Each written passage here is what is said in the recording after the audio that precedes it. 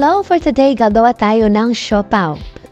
Main ingredients ng siopaw do ay harina, asukal, yes, tubig, tsaka mantika. So ay isang mangkok lang ng harina yung ginamit ko dahil konti na kaming kakain, 4 lang kami. So kung lang yung gagawin ko.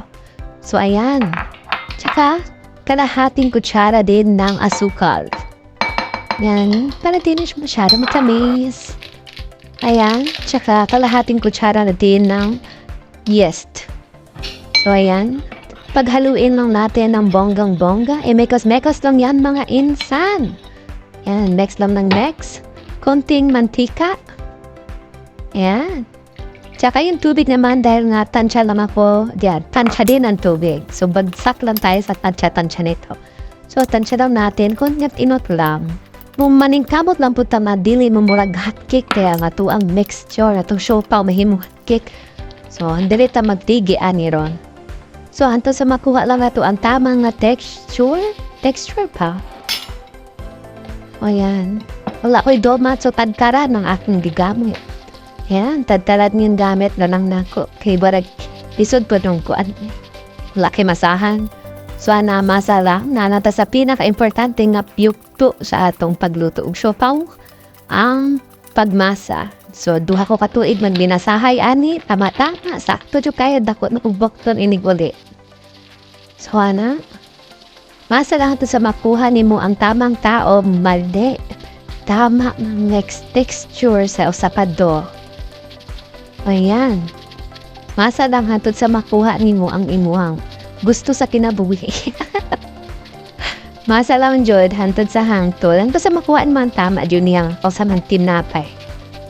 Nandili siya natado ko siya as in bagtok sa babagtok mga kuan. Kasi makabuhat ta aning kuan tinapay na bato ani. Anapon, bud nga ring mantika gamay ang bowl para di ko siya mo dikit. O katong tabunan og cloth para dali siya mo asa, so magpaabot ta og isa ka oras para matubo. Ano magbuhat na po feelings niya para sa imo. Charat! Biga. So palaman natong buhatan karon. So baka nga kung gipiling nga himuong palaman. Dili to mo atong karne sa baka. O carrots pa o carrots. Mga baby carrots manila hadrea. Ang gagmay kayo ba di ba sa tuwa dala mga dagkot kaayo. Di kag America dire kay mga chikwa man ng gatanom mo ng gagmay pagkiyatod kaayo. So pinupinuhan na nato ang carrots. So ako ang subak lang ani sa gol na ko kay baka, carrots, patatas, o sibuyas dahon. Yan lang. So, pinupinuhin lang natin hanggang sa kaya natin. Ganun po. So, ang patatas, kalahati lang yung kinuha ko. Kasi nga, konti lang naman ang gagawain ko. Kaya, kalahati lang din. So, thankful ako dyan dahil nga medyo mapurol yung kutsilyo. Kaya hindi yun tumalab yung pagkahiwa sa daliri ko. Di nga napansin. Kasi kinat ko, syempre. Charot. Ayan. So, pinupino lang din. Pinupinuhon lang nga ito hantod sa hangtod. Best dahon. Para humutpod na nga ito ang subak. Atong feelings. Ahos. Ako tayo pahilig kikog ahos sa mga pag ang amon ako magluto. Gamay na kag ahos pero ako magluto gani malubong sa ahos tagi ang kuan tagi. Ang siopaw, lami humut magut kong na dadan dyan siya o karang ahos. So, ang karne, gahit pa dyan na gamay dira pa. Abi lang nandit troso at di ay kayo. So, nindat mo pa siya hiwaon. So, pino lang ng pino. Na may blender, meat blender. Kaso, meat blender o meat kremik. Di sa meat blender o parang pang papino. Hago po, ay gamay ra kayong imong hiwaon. Tapos, pabilin-bilin kakahagor ang gugas-wugas pa ko. Ayan na lang, wag na. Hiwa na lang ako. So, ganarn. Yan mga bes, magluto na tayo. Yan, ginisa ko muna si Carme. Tapos, medyo na pula-pula na siya, sinunod ko naman si Bawang. Si Ahos bag, sunod na po na ko si Ahos. So, ayan, sunod na po si patatas, tsaka si carrot. Yan, yung iba yung panglasa niyan. Tsaka naman, sinunod ko na si sibuyas dahon, si onion spring ba. So, hininaan ko yung apoy, parang dilipad na yung kawali ba, parang magiging nasa heaven na ba kami din sa sobrang usok man.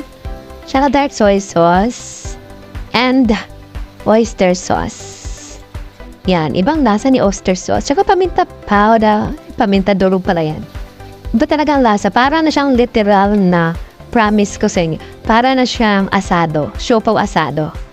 So, ayan, luto na siya. Yan, dutong-duto na mga best.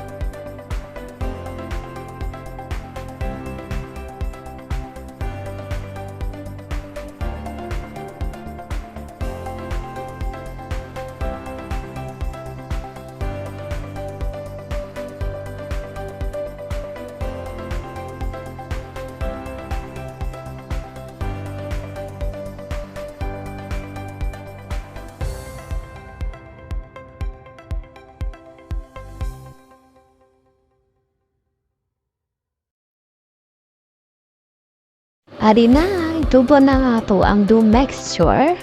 So, karoon nato na siyang i-divide into 8 pieces.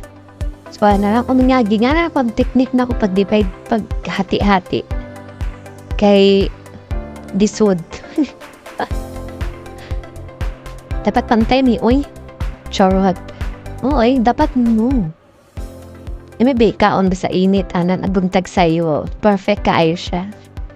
So, wala lang ako lang siyang gihati-hati nga na. Gamit ang kutsara, tiknik-tiknik lang. And ato tang irelyo. Ibilog-bilog di ay. Kay pa na siya higayon na matubo. So, nga naon sa nato. Naon lang. Para sa'yo na siya likpur maumya o bilog. So, ayan na. Patagaling na para di siyang pilit sa ito ang tadtaran. So, ganyan lang. Ayan. Latin lang natin hanggang sa pumuha man ang bilog. So, lagyan natin ng feelings niya. Haha, charot. Ayan, feeling. Palaman niya, di ay palaman. So, ano lang. Kirulyo-rolyo lang nato. Cute! Okay, go! So, ayan na. I-flat lang ninyo. Tapos, hanggang lagyan na feelings. Feeling. I must be feeling. So, kada time, gitak-an na lang ko si itlog, si sweet corn. So, 15 minutes maluto si itlog o si sweet corn. So, dapat 5 minutes gabukal na si 5 minutes magbukal si itong sweet corn. Dapat mahumanan ako ni siya kay ang 10 minutes remaining dapat matak-an na nako ni siya together sa sweet corn o sa itlog. Para sabay sila maluto, sabay po na ako ma-serve. Ayan. Apit na tamahuman sa katotohanan. Ayan. Inabot nga na ko siya karina. Ang diba pwede kong pilit sa steamer. Na. Yan ang pinaka-thick neck.